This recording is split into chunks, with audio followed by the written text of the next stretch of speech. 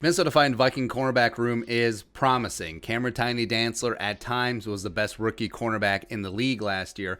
Jeff El Jefe Gladney was up and down, but mostly up and transitioning to a full-time slot, which is a huge leap from college to the NFL. Harrison Hand, the pride of Temple by way of Baylor, is intriguing, as well as you have the leftovers of Mike Hughes, Chris Boyd, Chris Jones when he doesn't have to tackle. Could be something, right? But it does just seem like the Vikings are missing that veteran nail driver, that dude who can be an alpha outside the numbers guy opposite of Cameron Dantzler. Woo!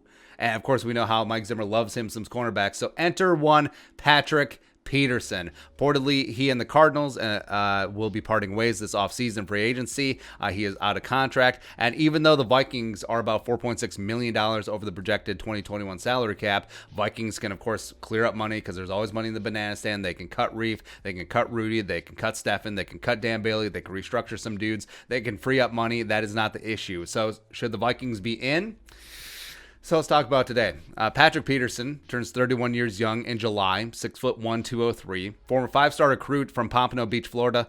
Back in the day. Was the number one recruit in the state of Florida, which is impressive because Florida is a big-time football state, man. Two-time first-team All-American at LSU. Won the Jim Thorpe Award for Best DB. Was eventually the number 5 overall pick in 2011. That was a Christian Ponder draft. Has been an 8-time Pro Bowler, 3-time first-team All-Pro, was a member of the 2010s All-Decade team, was an absolute stud, and for a long time was either the best or second-best cornerback in the league. He was certainly up there. Him and Revis were in a running gun battle of who was going to be on top. I think Patrick Peterson is going to be a surefire Hall of Famer, but all that is a past. The question is, what can he do now? This is not baseball. You don't pay guys for what they did. You pay them for what they can do. And the last 2 years, he has not been peak PP. He hasn't been. He's given up a 100-plus quarterback rating when thrown at each of the last 2 seasons. It's the only time that he's done that in his career. Also recorded a 55.2 PFF grade in 2020, the lowest of his career, not including his rookie season in 2011.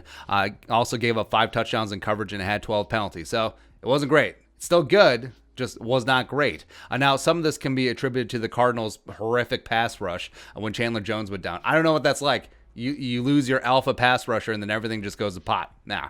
But a lot of it is Patrick Peterson is simply aging out. Father Time is undefeated. Now, he still does have some good football left in him, but it's not that great level of play that we saw, back in the day from Patrick Peterson. But I think, frankly, a change of scenery could do him some good, give him a boost, similar to Xavier Rhodes going to the Colts last year.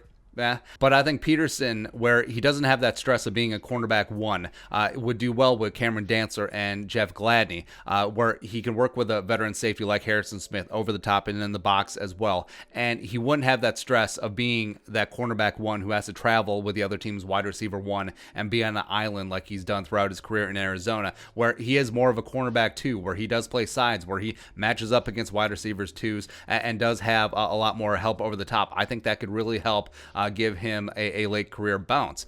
Plus, it's been a hot sec since he's been a full-time punt returner, but when he was in, he was one of the best in NFL history, straight up. And even though he hasn't returned punts for the last couple of seasons, with him taking a non-cornerback one role, that could free him up to potentially revisit his role as a punt returner. Now, he's not going to be a guy that's going to be a threat to bust one every single time like he was in 2011 when he took 4 back to the house, but as a guy who knows the ropes, can secure punts, cannot lose that hidden yardage like Osborne and BB did last season, that would be a huge plus for the Vikings. So now, money.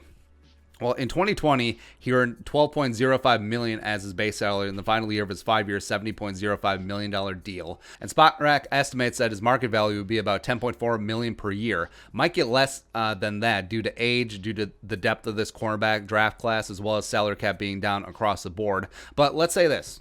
Say the Vikings clear up money, that's not an issue, and throw 2 years, $20 million, $10 million per year with the first season guaranteed at Patrick Peterson. You in?